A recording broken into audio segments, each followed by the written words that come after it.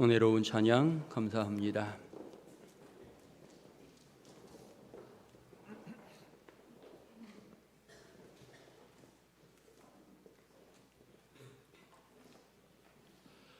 (5월) 가정의 달을 맞이합니다. 여러분의 가정마다 주님의 사랑과 회복의 은혜가 넘치시기를 소망합니다. 오늘 어린이주일입니다. 미래의 꿈나무라고 말하는 우리 어린이들을 신앙으로 양육하면서 다음 세대 교회 일꾼이 되게 하고 더 나아가 주님의 사랑으로 바르게 키우기를 소망하면서 어린이주일 제정해서 지키게 되어집니다.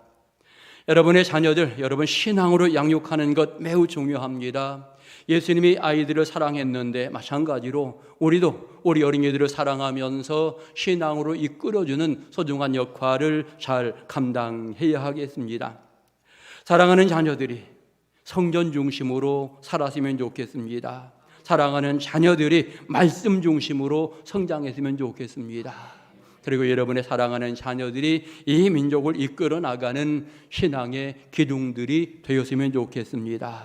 여러분 자녀들마다 하나님의 복을 받고 가정마다 신앙의 든든히 서가는 은혜로운 믿음의 가정들 될 수 있기를 축원합니다. 오늘 본문 속에 등장하는 고넬료의 가정, 어찌 보면 이방인의 가정으로서 성령의 은혜를 체험한 가정, 어찌 보면 세례를 받은 가정인데 이방 민족으로 공식적으로는 처음 세례를 받는 이와 같은 모습으로 표현이 되어집니다. 하나님의 놀라운 자녀의 복을 받았는데 사실 고넬료가 어떤 사람이기에 이방인으로 이렇게 큰 복과 은혜를 누리는가? 성경을 보면 고넬료에 대해서 간략하게 소개를 해주게 되어집니다. 세례받기 전에 10장 1절을 보면 가이사라에 고넬료로 하는 사람이 있으니 이달리아 부데라 하는 군대의 백부장이라. 그가 경건하여 온 집안과 더불어 하나님을 경외하고 백성을 많이 구제하고 하나님께 항상 기도하더니, 결국 이 모습을 보면 고넬료가 세례받기 이전에 어떤 모습으로 살았는지를 명확하게 보여줍니다. 이방인임에도 불구하고 유대인처럼 어찌 보면 굉장히 경건하게 그의 믿음을 지켜나갔던 사람, 이 사람이 고넬료인 것을 알 수 있습니다. 신앙생활을 진행해 나가는 과정 속에 온 가족이 예수 잘 믿는다라고 하는 거 쉽지 않습니다. 그런데 고넬료의 가정은 온 가족이 더불어서 함께 예수를 잘 믿는 이와 같은 모습을 보이고 있는 것입니다.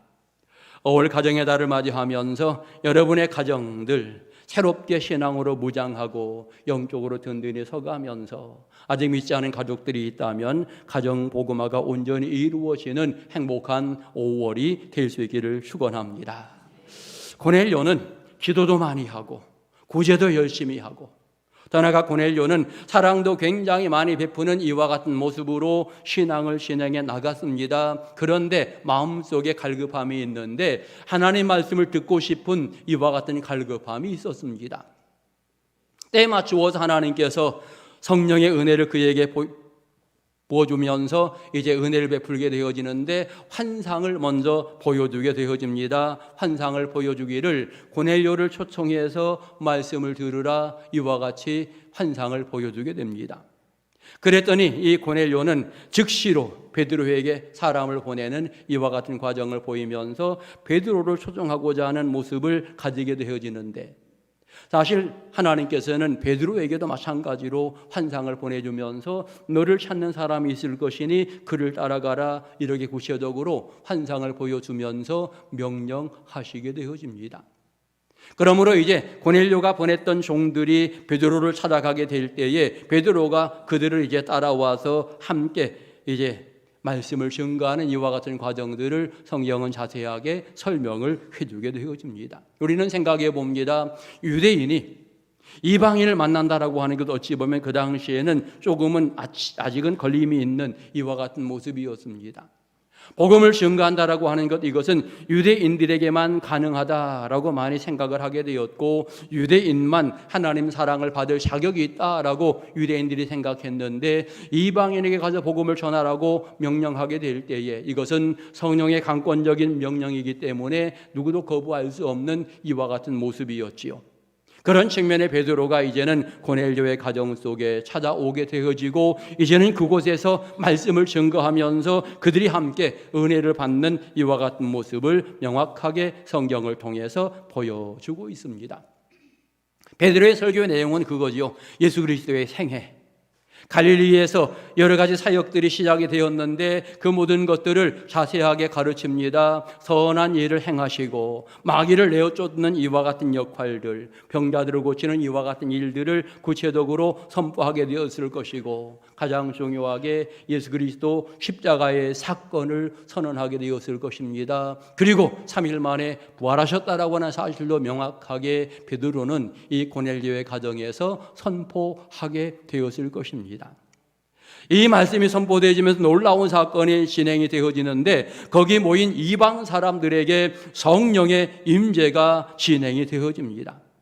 이제는 이방 사람들이 성령 받으면서 방언을 말하는 이와 같은 모습과 하나님의 이름을 높이는 이와 같은 역사가 진행이 되어집니다.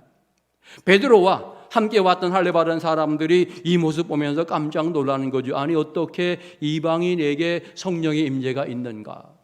저 이방인들이 어떻게 방언을 하며 저 이방인들이 어떻게 하나님께 영광을 돌리는 신앙의 모습을 가지고 있는가라고 생각하면서 이들이 깜짝 놀라는 이와 같은 모습을 보여주게 되어지고 그러나 솔직히 이들이 이 모든 것들을 확실하게 목격하게 되어질 때에 베드로가 말합니다.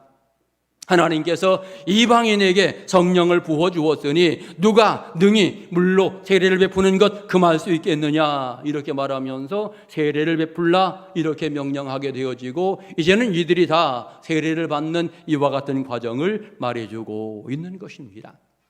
여러분 오늘 성경 중심에 열심히 신앙생활한 이방 사람 고넬료가 구체적으로 등장이 되어집니다. 신앙인으로 굉장히 인정받았던 사람으로 설명이 되어집니다.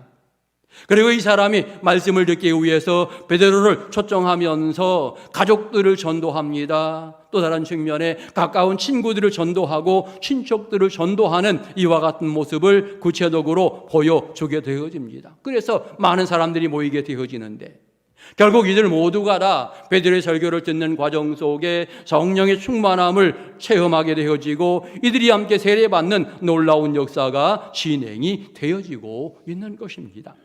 결국 고넬료로 말미암아서 많은 사람들이 세례를 받았다. 여러 사람들이 고넬료를 통해서 이제는 예수를 만나는 놀라운 기회가 주어졌다라고 하는 것 성경은 분명하게 말해주고 있는 것입니다. 이 사람들이 함께 말씀을 들으며 얼마나 은혜를 받았던지 며칠 더 우리에게 말씀을 전해 주십시오. 우리와 함께 해 주십시오라고 머물기를 요청하는 이와 같은 과정도 오늘 성경은 소개하고 있습니다. 여러분 성경을 보면서 생각해 봅니다. 오늘 우리가 유아 세례식을 이제 거행하게 될 텐데 아이들 2명이 이제 세례를 받습니다. 유아 세례는 어찌 보면 부모의 신앙이 있어야 받을 수 있는 부분이 유아 세례입니다.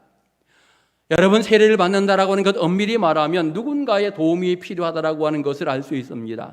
저와 여러분이 신앙생활을 시작하는 과정 속에 누군가는 교회 가보자라고 이야기해서 그 사람의 도움으로 내가 주님 앞에 나온 거지요. 그런 과정에서 누군가의 도움이 필요하다. 거꾸로 생각해서 지금 누군가 내가 도와주게 될 때에 그 사람이 예수 믿게 되고 그 사람이 세례를 받을 수 있다고 하는 사실도 우리는 아울러 생각하게 되어집니다. 그런 측면에 오늘 먼저 누가 세례를 받는가 생각해 봅니다. 첫째로 고넬료처럼 가족들이 함께 경건하면서 온전히 하나님을 섬기고자 결단하게 될 때에 비로소 세례를 받을 수 있다라고 하는 것 알게 되어집니다. 여러분 세례를 받는다라고 하는 것 신앙의 결단이지요. 일평생 하나님만 섬기겠습니다. 분명한 결단이 있어야 됩니다. 예수님이 나의 구세주입니다. 명확하게 신앙 고백이 있어야 합니다. 예수님만 따르겠습니다. 분명한 신앙의 결단을 하게 될 때에 우리 가정 전체가 이제는 온전히 하나님만 섬기겠습니다. 이런 고백들이 있게 되어질 때 비로소 그들에게 세례를 베풀게 되는 것입니다. 오늘 여러분 신앙의 아름다운 결단을 가지고 세례를 받게 되어지는데 세례를 받게 될 때 우리는 스스로 교육할 때 그러지요. 세례 받으면 의무가 있다. 세례 받으면 권리가 있다라고 이렇게 표현합니다. 권리 중에는 세례 받아야 공동 의회에 참여할 수 있고 세례받아야 성찬에 참여할 수 있는 이와 같은 권리가 주어지게 됩니다. 그런데 권리만 있는 것이 아니라 세례를 받으면 의무가 있다라고 표현하고 있는데 결국 예수를 구주로 고백했기 때문에 일평생 변함없이 그 하나님을 열심히 믿어야 되는 여러분 의무가 있는 거지요. 그래도 주일 성수를 잘 해야 되고 그래서 봉사도 해야 되고 주님의 명령인 선교의 귀한 일도 감당해야 되고 여러분 이런 것들은 다 세례받은 사람이 마땅히 해야 될 이와 같은 일인 것을 알게 되어지는 것입니다. 지금 한국 교회가 여러 가지로 비난받고 있는데 교회가 비난받는 이유는 어찌 보면 바로 세례교인이 세례교인답지 않을 때에 비난받는 것이다 라고 생각할 수 있습니다. 자기에게 주어진 신앙의 아름다운 의무들을 잘 감당하면서 믿음 가운데 든든히 서가면 세상 사람들은 절대로 비난하지 않습니다. 주님의 사랑을 베풀면서 올바르게 살아가면 비난할 이유가 없는 거지요. 그런데 우리가 세례를 받았음에도 불구하고 세례받은 사람처럼 살지 못하게 될 때에 그것이 세상 사람들에게 비난거리가 되고 조롱거리가 된다라고 하는 것 우리는 너무나 잘 알고 있는 것입니다. 초대교회가 굉장히 많은 사람들에게 칭찬을 받았습니다. 성령 충만히 그들이 세례를 받으면서 정말 성령 충만한 사람처럼 올바르게 말씀대로 살아가니까 사랑을 베풀며 살아가니까 초대교회가 굉장히 칭찬을 받았던 이와 같은 모습을 보여주고 있는 것입니다. 오늘 여기 계신 분 가운데 제가 보기에 세례 안 받은 사람 거의 없습니다. 대부분의 모든 분들이 다 세례를 받으셨는데 정말 내가 세례 받은 자로서 내 믿음을 잘 지켜나가고 있는가? 세례 받은 사람처럼 말씀 위에 순종하면서 주님 명령 따라서 내 믿음을 지켜나가고 있는가? 우리는 항상 내 자신을 돌아보아야 하는 것입니다. 또한 우리가 세례받은 사람처럼 아름답게 신앙생활을 진행해 나가야만 다른 사람들이 나를 인정해주고 다른 사람들이 나를 따르는 이와 같은 모습도 생기게 되는 것입니다. 고넬료가 신앙생활을 함부로 했다면 친척들에게 전도를 해도 친척들이 안 왔을 거예요. 그가 신앙생활을 함부로 했다면 친구들에게 전도를 해도 야 내나 믿어라고 말했을지 모릅니다. 그런데 제가 보기에 고넬료는 너무나 아름답게 신앙생활을 한 겁니다. 그랬더니 친구들이 아 맞아 신앙생활 저렇게 하는 거야. 많은 사람들에게 모범이 되었기 때문에 그의 전도로 많은 사람들이 함께 모이는 이와 같은 모습이 있었다라고 하는 거지요. 여러분 그런 측면에 저와 여러분이 아름답게 신앙생활을 해야만 전도가 이루어지는 것입니다. 내가 사랑을 증거해야만 많은 사람들이 예수를 만나는 이와 같은 시간들이 다가오게 되는 것입니다. 분명한 것 확실하게 예수 믿기로 고백하는 신앙의 모습이 있을 때에 비로소 세례받을 수 있다라고 하는 것 여러분 기억하시고 여러분 이미 세례를 받아서 내가 주님만 일평생 섬기기로 고백했으니 여러분 이 고백 변함없이 주님만 따라가며 사는 은혜로운 성도들 될 수 있기를 축원합니다. 두 번째로 성령 받은 사람이 세례받는다. 오늘 성경의 순서대로 보면 그렇습니다. 특별히 성령 받은 사람이 예수를 나의 구주로 고백할 수 있습니다. 성령 받은 사람이 하나님을 나의 아버지라고 고백하면서 여러분 믿음이 생기게 되어집니다. 오늘 베드로가 설교를 진행해 나가게 되어지는데 예수님에 관한 설교를 구체적으로 하게 되어집니다. 많은 사람들이 이 설교를 들으면서 성령을 받게 되어집니다. 성령을 받는다라고 하는 것은 이 말씀이 믿어졌다라고 하는 이와 같은 의미이기도 합니다. 성령이 역사하셔야 그 말씀이 믿어지는 이와 같은 과정들도 있게 되어집니다. 결국 누가 세례를 받는가? 예수 그리스도 십자가 대속의 죽음을 확실히 믿는 사람. 그런데 성령 받아야 이 일이 가능하다라고 하는 거죠. 부활하신 예수님 확실히 믿어야 되겠는데 성령 받게 될 때 비로소 확실하게 부활하신 예수님을 믿게 되어집니다. 그런 측면에 성령 받은 사람이 여러분 이 세례를 받는다라고 하는 것을 알 수 있는 것입니다. 특별히 유아 세례에 오늘 거행하게 될 텐데 유아 세례는 부모의 신앙을 보고서 이제 유아 세례를 베풀게 되어집니다. 이 자녀를 신앙으로 양육하겠습니다. 이 자녀를 하나님의 자녀로 양육하고 하나님께 드립니다. 여러분 그런 고백으로 유아 세례를 진행해 나가고 부모가 서약을 이제 하게 되어지는 거죠. 여러분, 우리가 세례가 얼마나 중요한지를 생각해 보면서 과거에는 세례 교육을 굉장히 오래 진행해 나갑니다. 예수 믿으면 1년 만에 세례 주는 일이 없었어요. 보통 2년, 3년. 그리고 세례 공부를 한 달씩 진행해 나가는 이와 같은 모습이 있었습니다. 제가 세례 받을 때에도 세례 교육을 일주일 동안 했지요. 일주일 동안 세례 교육을 하고 이제 세례 받기 전날에 이제 문답을 진행해 나가는데 당회장 목사님 멀리에서 와가지고 이제 문답을 합니다. 그런데 대답을 못하면 다시 공부하고 와. 30분 있다가 문답을 또 하는 거예요. 공부하고 오라고. 여러분, 이 정도로 굉장히 그 당시에 제가 받을 때에도 굉장히 조금 그렇게 세례를 진행해 나갔는데 요즘은 굉장히 좀 쉽게 세례가 진행이 되어집니다. 중요한 것은 뭡니까? 세례를 받음에 있어서 가장 중요한 것은 신앙 고백인 거지요. 신앙 고백. 그런데 이 신앙 고백은 성령 받아야만 가능하다라고 하는 것, 오늘 성경을 통해서 분명하게 배울 수 있는 것입니다. 오늘 여러분은 예수를 믿습니까? 예수가 구원자이십니까? 그분 부활하신 것 믿습니까?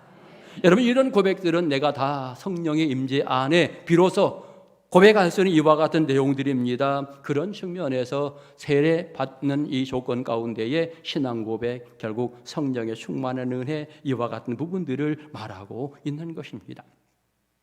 베드로가 열심히 설교하게 될 때에 성령이 임하게 되어지고 그들이 예수를 확실히 믿는 이와 같은 마음이 생기게 되어지면서 오늘 성경의 표현처럼 세례를 받는데 무슨 꺼리낌이 있겠느냐, 그들에게 세례를 베풀어라, 이렇게 구체적으로 말하고 있는 것입니다.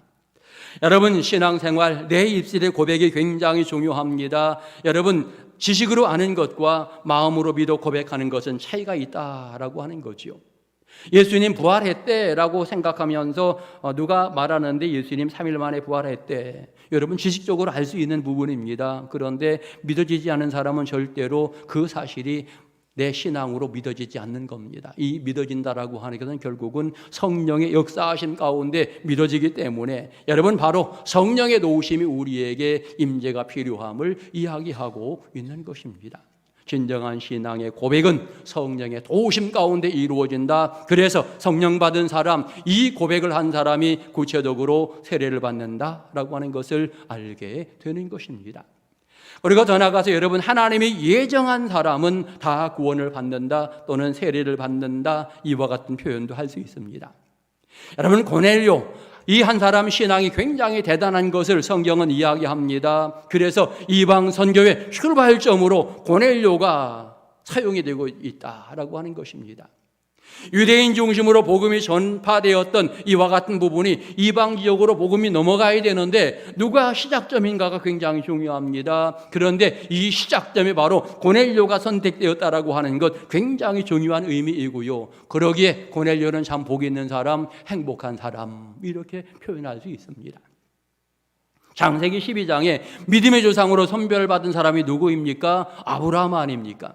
하나님이 그를 선별하면서 땅의 모든 민족이 너로 말미암아 복을 누린다라고 이렇게 표현하면서 아브라함을 굉장히 축복했는데, 어찌 보면 이방으로 복음이 넘어가는 과정 속에 고넬료가 선택되었다라고 하는 것, 이것은 굉장히 이 가정이 하나님의 복과 은혜를 받았다라고 하는 것을 알게 되어지고, 이제 고넬료의 가정이 구원이 임하면서 이제는 구원의 소식이 이방 모든 사람들에게 얼마든지 열리게 되었다라고 하는 것을 분명히 보여주는 하나의 부분인 것입니다.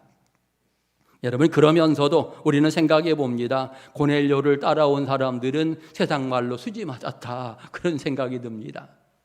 여러분, 고넬료가 베드로 초청했으니 신족들에게 와서 말씀 들으시오라고 이야기했을 때 아이 나 안 가라고 말했으면 참 이 은혜 받지 못했을 겁니다. 베드로가 초청했을 때 그 친구들이 나 안 간다라고 이야기했으면 의미 없는 일이었을 텐데, 이들이 함께 오면서 큰 은혜 받고 여러분 성령 받고 어찌 보면 구원받은 놀라운 복을 누리게 되어졌는데, 이 얼마나 큰 축복인가. 거꾸로 말하면 친구만 잘 두어도 복을 받는구나, 가족 중에 믿음 좋은 사람만 있어도 복을 받는구나, 이런 부분들을 우리가 성경을 통해서 배우게 되는 것입니다. 오늘 여러분이 그 복의 근원인 줄 믿습니다. 여러분 때문에 여러분의 친구가 행복해야 돼요. 여러분 때문에 여러분 가족과 친족들이 행복해야 합니다. 그것이 여러분에게 주어진 또 하나의 사명이고, 그런 삶을 살아가게 될 때에 그 복이 여러분에게도 그대로 임하게 되는 줄 믿습니다. 여러분, 세례에 대한 오해 가운데 하나가 있는데, 세례 받으면 구원받는다라고 하는 말, 이 말은 오해입니다. 구원은 세례와는 별개입니다. 어찌 보면 세례받지 않은 사람에게도 얼마든지 구원의 은혜는 주어진다라고 하는 이와 같은 전제를 말씀을 들으면서, 세례는 구원의 전제 조건은 아니로구나, 이런 부분들을 머릿속에 기억하시기 바랍니다. 왜냐하면 신앙생활을 잘 진행해 나갑니다. 세례를 받았어요. 그런데 이 사람이 세상 속으로 가버리면, 여러분, 주님과 영원히 멀어졌으면 구원 받겠습니까? 못 받는 거죠. 나 세례 받았기 때문에 구원 받았어 라고 말하는 것은 조금은 모자람이 있는 이와 같은 부분인 것입니다. 그것을 잘 지켜나가는 부분이 굉장히 중요하고요. 세례받지 않은 사람 가운데에도 확실하게 예수를 고백하는 사람, 하나님이 예정한 사람, 분명히 구원받았다라고 하는 것을 알게 되어지는 것입니다. 아무튼 예수 믿는다는 것, 이것이 우리에게 얼마나 큰 축복인가, 이것이 하나님의 귀중한 은혜이고 자랑인 것을 우리는 깨달아야 하겠고, 내가 일상 신앙생활을 하며 여기까지 왔는데 그냥 일상적으로 큰 은혜인 것을 느끼지 못하며 살 경우가 많이 있는데, 여러분, 얼마나 큰 사랑인지를 다시 한번 마음속에 깨달아야 하는 것입니다. 구원은 하나님의 선물인 줄 믿습니다. 너희가 그 은혜에 인하여 믿음으로 말미암아 구원을 얻었으니 이것은 너희에게서 난 것이 아니요 하나님의 선물이라. 행해서 난 것이 아니니 이는 누구든지 자랑치 못하게 함이라. 아주 명확하게 말하면서 구원의 선물 하나님이 우리에게 주셨다라고 이렇게 말씀합니다. 선물을 받은 것이 얼마나 큰 축복인지를 알아야 되는 것입니다. 고넬료, 오늘 결국 베드로를 통해서 세례를 받게 되어집니다. 베드로에게 복음을 받게 되어지는데, 베드로가 전했기 때문에 이제는 누구도 무시할 수 없는 이와 같은 내용이 되어집니다. 왜냐하면 베드로는 예루살렘 교회 대표라고 말할 수 있어요. 예루살렘 교회 대표가 이방 사람에게 가서 복음을 증거하는데, 여기에 대하여 누가 반문하거나 누가 반항할 수 없는 이와 같은 상황인 것이죠. 사실 이 사건 때문에 이제 15장에 가보면 예루살렘 회의가 모이게 되어집니다. 왜냐하면 누군가는 또 얘기한 거죠. 아니, 왜 이방인들에게 복음을 전합니까? 왜 이방인에게 세례를 줍니까? 누군가는 뒤에서 얘기를 하니까 이 문제를 가지고 회의가 진행이 되어집니다. 명확하게 베드로가 이야기합니다. 성령께서 나에게 환상을 보여주셔서 가라고 명령하셨고, 내가 거기 가서 복음을 전했는데 놀랍게도 그들에게 성령의 임재함이 있고 그들에게 방언의 은사가 있고 그들이 하나님을 높이는 사건이 벌어져서 내가 그들에게 세례를 베풀었는데 무엇이 문제겠습니까? 이방인을 구원하기로 하나님이 작정하셨습니다 라고 아주 선언하는 이와 같은 모습을 15장에서 보게 되어집니다. 그러면서 이제는 하나님께서 이방 모든 사람들을 구원하기로 작정하셨습니다 라고 선언하면서, 그 다음에 이제 많은 사람들이 구브로, 베니게, 안디옥 이런 지에 가서 열심히 복음을 전하게 되고, 그리고 나서 이제는 안디옥 교회가 생기는 이와 같은 과정들을 성경은 분명하게 말해주고 있는 것입니다. 고넬료 이 가정이 쓰임받으면서 이방 지역에 빠르게 복음이 진척되어지는 이와 같은 과정들을 보게 되어졌고, 또 많은 사람들에게 세례를 베푸는 이 일들, 이 사건으로 말미암아서 이제는 이방 사람에게 세례 베풀어도 전혀 문제가 없구나, 모든 사람이 인정하는 놀라운 사건이 되었다라고 하는 것, 우리가 이 성경을 통해서 알게 되는 것입니다. 주님의 최후의 명령 우리는 기억합니다. 너희는 가서 모든 민족을 제자로 삼아 아버지와 아들과 성령의 이름으로 세례를 베풀고, 여러분, 이 명령 사실은 지금 베드로가 실행한 것 아닙니까? 구체적으로 진행해 나갔던 일이고요. 결국 이것은 지금 우리에게 부여된 또 하나의 사명으로 우리가 계속되이 실행해 나가야 될 이와 같은 부분인 것을 다시 한번 깨달아야 하는 것입니다. 여러분, 누군가 나로 말미암아 세례받게 되어진다면 내게 얼마나 복인가. 그 사람에게도 복이지만, 여러분, 그러기 위해서 열심히 우리가 복음을 증거하는 모습을 가져야 하는 것입니다. 1년에 2번 우리가 성인 세례가 있습니다. 부활절에, 추수감사주일에 세례식이 있는데 세례받는 사람이 많아야 살아있는 교회가 되는 거예요. 열심히 전도해야. 여러분, 다른 교회 다니다가 오신 분들이 세례 받았기 때문에 세례식 안 하잖아요. 그런데 새로 믿기로 작정한 사람은 세례식 하잖아요. 그런 측면에 세례받는 사람이 많아야 부흥하는 교회. 여러분 열심히 전도해야 합니다. 그런 측면에 우리에게 소중한 사명이 부여되었다라고 하는 사실을 기억하면서 이제는 모든 민족으로 가서 제자를 삼는 모습을 가져야 되는 것입니다. 이 시간 생각해 보십시오. 나는 누구 때문에 교회 오게 되었는가? 누구 때문에 예수 믿게 되었는가? 내가 낙심할 때 누군가 나를 붙잡아 주어서 내가 신앙생활을 잘 유지하고 있다. 여러분 그분께 감사하는 마음을 가지시기 바라고, 이제 거꾸로 내가 누구를 전도할 것인가를 생각하면서 누군가는 나 때문에 세례를 받고 누군가는 나 때문에 신앙생활을 힘차게 할 수 있는 이와 같은 계기가 나를 통해서 주어진다면 얼마나 행복한 일이 되겠는가.